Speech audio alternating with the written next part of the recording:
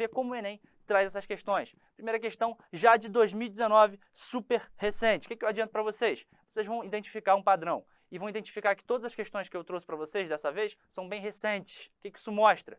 Quer mandar bem no Enem, não negligencia a parte de calorimetria, a parte de termologia. Essa, até então, é uma das aulas mais importantes para você para o Enem. Por quê? Porque tem muita aplicação. Aquela parte que a gente viu de energia sendo usada para aquecimento de líquidos, aquecimento de uma substância qualquer, o famoso calor sensível, a equação fundamental da calorimetria, vamos usar direto. Parte de potência, relacionar isso com potência. A gente já sabe que esse tipo de energia, esse tipo de calor é sendo energia em transição, energia sendo absorvida por um corpo. Isso relacionado a variar tanto o estado físico, calor latente, quanto o calor sensível aqui para mudança de temperatura. O Enem adora cobrar, isso aparece direto. Então vamos comigo, primeira questão aí de 2019 já na tela.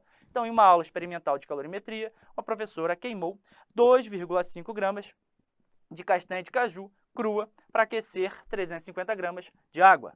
E um recipiente apropriado para diminuir as perdas de calor. Colocou desse tipo aqui, o que você já sabe? Já sei que um recipiente adiabático, que as trocas térmicas do ambiente para o recipiente, para o fluido que está dentro, são desprezíveis. Então, vou ter uma certa quantidade de absorção de calor. Lógico, isso é o que você tem que inferir até esse ponto. Caso a questão diga, não, o rendimento foi de 50%, como ela disse ali depois, você vai assumir o que ela disse. Você vai fazer o que a questão mandar. Independente, diminuir as perdas de calor. Mas perceba que é um conceito genérico. Ele não falou com todas as letras, é um recipiente adiabático. Você pode negligenciar por completo, a eficiência é de 100%.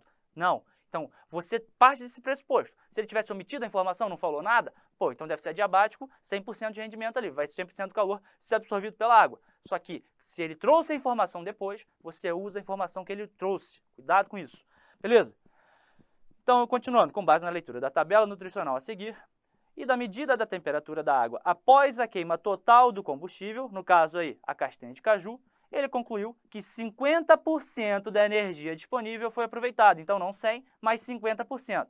O calor específico da água é de 1 caloria por grama grau Celsius e a temperatura inicial era de 20 graus Celsius.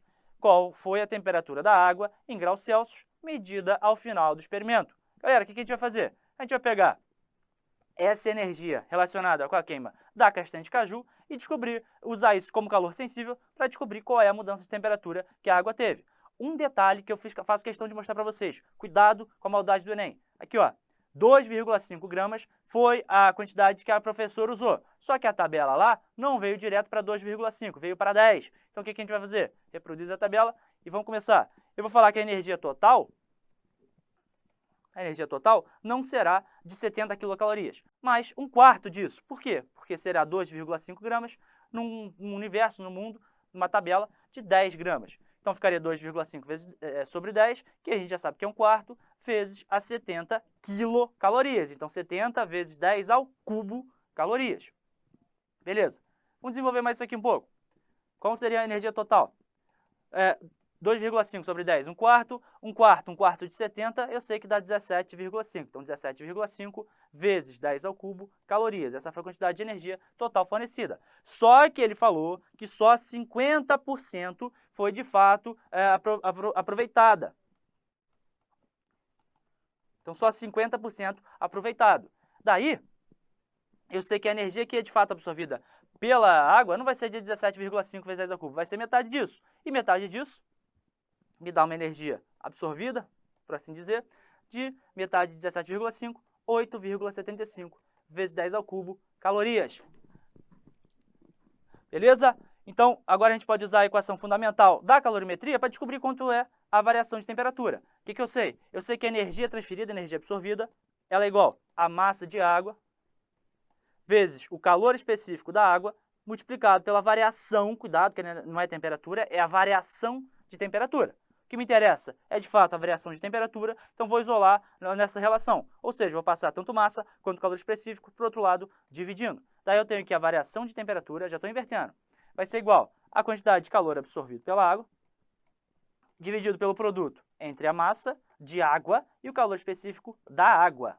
Beleza. Agora, acabou a questão, só substitui os valores. Por quê? Porque eu sei que o calor absorvido foi de 8,75 vezes 10 ao cubo, eu sei que a massa de água era de 350 gramas, isso veio no enunciado, e sim, está tudo tranquilo aqui, porque o calor específico é em calorias por grama grau Celsius.